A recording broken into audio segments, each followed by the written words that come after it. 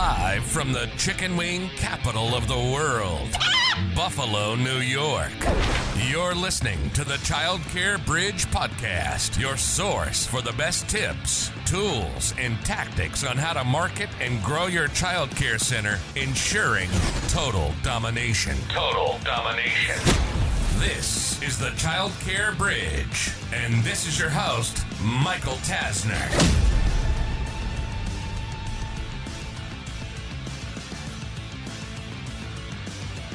You are making just about every mistake in the book when it comes to your tour process, your tour conversion, your follow-up after the tours. On last week's podcast, we talked about the number one mistake that you are making day in and day out with all things tours.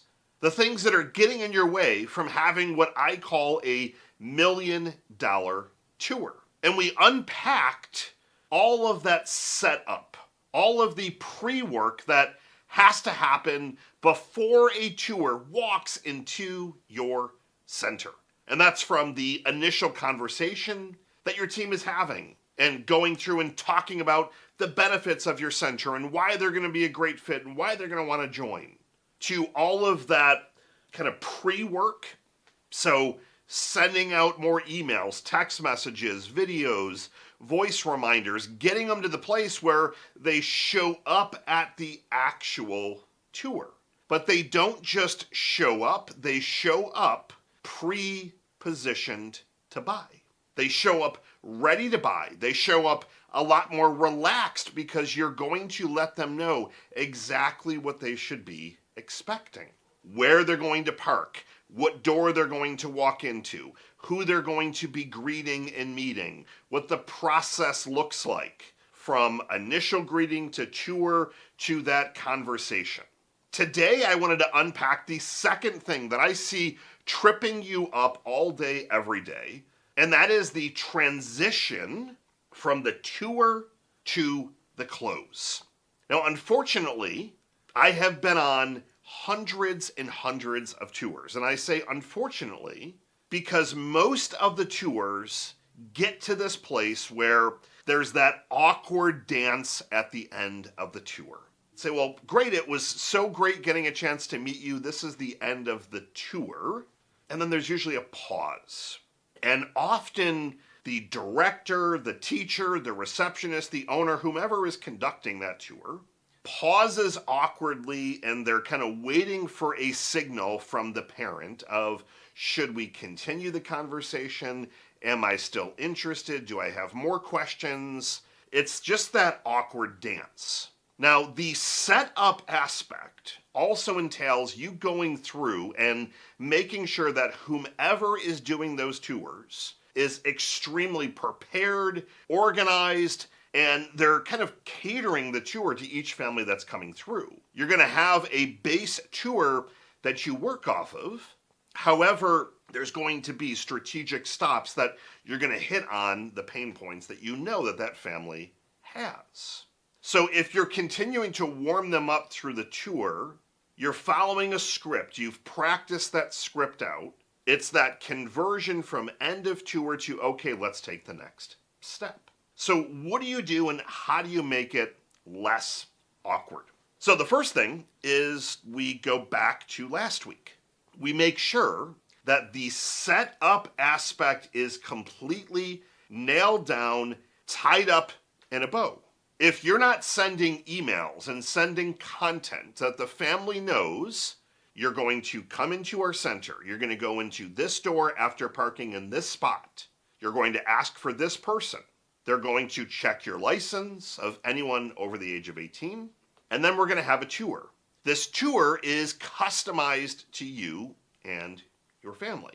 The tour typically lasts anywhere between 30 minutes and 60 minutes. Now, at the end of the tour, assuming that we believe there is a mutual fit, I will bring you into my office, and we're going to go through any other questions that may not have gotten addressed on the tour. We're going to talk about special incentives that we have if you were to enroll that day or within 5 days. So what you're doing is you're already setting that expectation that there's going to be something that leads up to a sales meeting. If you're saying you're just coming on a tour, for all they know, they're getting a tour and then they go and take another tour and they take another tour and they just do a bunch of tours and pick one. So you have to set that tone that here's the exact process. Tour and then a confidential meeting where we're going to see if we're a mutual fit. Now you've heard me use that languaging, are we a fit? I use that languaging in the setup. I use that languaging on many of the podcasts. That languaging is very strategic because what it's doing is it's putting you and your center at a higher status. In the sales world, there's something called status. And you want to be above the prospect, that family in this case, so that they're having to try and sell you as to why their family would be a good fit for your center. When things are reversed and the family has the higher status, you're in a little bit of a negative position where you're having to continue to kind of convince them. Now, it's not always easier said than done here. Like that, this is one of those things that takes a lot of practice. It has to be executed flawlessly. It cannot come across as like stuffy or you're being like cocky, so to speak, where you're like kind of beating your chest and like you would be grateful if we were to even offer you a slot. Like it can't come across like that. It's got to be used in what I call a down tone. So something like, hey, and we want to make sure that you're a good fit for us. Like you don't raise your tone and be like, we want to make sure you're a good fit for us. You have a little bit of a down tone to it. And it takes a lot of practice. But unfortunately, most of the people that are doing these tours, it's not that they're kind of unqualified. They're not sniper trained salespeople. So you're hoping that they're going to have a really amazing closing percentage when most of these people are not used to closing deals. They're not salespeople. So the more that you can do to stack the cards, stack the deck essentially in that particular person's favor before the family walks in, the better. And as you're going through the tour, I'm also going to want you to use very specific languaging and say, great, we're going to talk about this. And I know you had a few questions that came up beforehand. So let's tackle those right now. And then when we talk right after this tour, if I didn't answer all of your questions, or as you continue to go through the tour and some other ones come up or some other ideas get sparked, we can address those right after the tour when we talk. So you're seeding it so they know that is that next logical stage. Now, the other very, very simple and easy one to eliminate that awkwardness is you simply let them know, all right, so we've got the tour done. As you know, the next step, we're going to go have a conversation. I've got some other things that I want to share with you. I believe we have a really cool special offer for new families. So let's proceed into my office. And you lead them, you direct them. In sales, people want to be told what to do. They need to know what's that next step, the next step. Great, tour, check, done. What is the next step? The next step is a consultation, a open discussion about tuition, that right fit decision, the looking at what days they're looking for. And again, you should have all that stuff beforehand.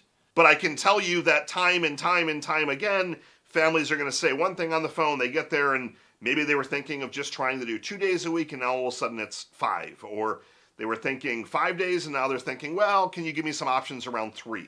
So you can be as prepared as possible and cater the tour a bit so that you're able to kind of plant those seeds so it is personalized, but you also have to be a little bit nimble. The way that you're nimble is just more practice, more training. You're constantly through the motions. You're making sure that you're not doing this in a rushed fashion so that it's not like, well, let's try and get the tours done in like 3 minutes or 10 minutes. I've seen some directors say they can give the best tour in 10 minutes. That's crazy to me. 10-minute tour? I talk a lot about how long a tour should be. A tour should never be less than 30 minutes. I don't care if you have 3 classrooms. There are so many things that you can talk about, from the experience, from the different types of families that you've helped, to all the security protocols, to the background of the teachers that are going to be working with your son or daughter, to the owners, to the director. Like, there's so many things that can be talked about that you don't need to just be showing off how big your center is. That awkward dance between tour to conversation can easily be eliminated. And if I were to give you a made-up statistic, but a pretty educated guess, at least 80% of the time, there's awkwardness at the end of the tour. And again, it's the director usually is the one doing the tour, in my experience, and they just wait for some cues. But if you take that out of the playbook, and regardless of if you're getting any positive or negative vibes, well, let's go to my office as the next step and let's continue the conversation. I'm sure that you have a few other questions. I also have a few questions for you. Now, that's the other secret sauce to this equation. You don't just say, I'm sure you have some other questions, because if they say, well, no, I got everything answered, you did a great job on the tour, now what do you say? Well, great, thanks again, let us know. If you add in that one-liner, so let's go in, we're going to go to the next step, as we discussed, and we'll go have a more casual conversation as well. And I'm sure you have some questions, but I also have a lot of questions for you as well. There's some areas that I want to clarify and just continue to make sure that we're a right fit. And you don't say, does that sound okay? It's a presumptive next step. You're making the assumption because they've already been told what the next step is. You're also making that presumptive close that they're going to want to move to the next step. But if you're able to eliminate that awkwardness, that simple step, get them into your office, get them settled, and that is where you then can work your sales process. Now, every center has a different sales process that I've seen, but I can tell you, if you're like, well, Michael, what are the one or two big things that you see centers not doing that they need to be doing if they want to close more deals? Number one, you need to have some kind of special offer that is limited in nature, that is not the same plain Jane thing that every other center does. I don't want to hear that you're waiving the registration fee. I just don't. Because almost every center waives a registration fee as a special offer. I want things that are different, unique.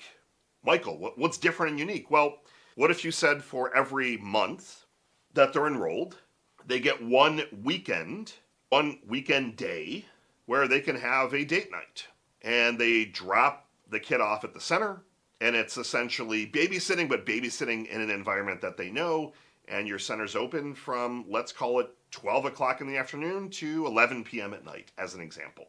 How many centers do you think are doing that? Probably 50 out of thousands, if that. I know plenty of centers that do date nights, but they don't build it into a special offer. But so what if you had that? What if you had, if you commit to 2 years, you're going to get a month tuition free over the next 2 years? Like, you need to build something special. If you want to be able to get them enrolled that day, special offer with something that is time sensitive. So all good if you're not going to commit right now. You're aware of our offer. We believe there's a great fit. This offer expires on Friday or whatever day you're going to give them. And then you need to get a next step. So special offer with the time. And what is the next step? Can we continue to follow up? Do you want us to call you on Wednesday? Do you want a text message? You cannot leave that meeting. That's like the sales 101 without a next step and a clear point of like, what's next? When's this decision going to be made by?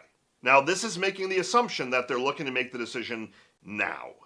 We'll talk next week on next week's podcast about the follow-up aspect. But with all of this that I'm sharing with you, I'm making the assumption that they're like coming in for pre-K, they need care now. And if they need care now and you give them a great tour, they come in prepared, they're pre-sold, you lead them to the next step in the process, that sales conversation. You deploy a special offer with a time deadline, you are going to close more enrollments 100% guaranteed. But stop making that massive mistake by having awkwardness of going from tour to the close. Get out there, take some actions on your tour. You will start closing more, earning more money equals more options equals less stress. Michael Tasner signing off. Good morning, good afternoon, and good night. Tune in next week for our continuation of the mistakes that are being made with tours and how to fix them to build your $1 million tour.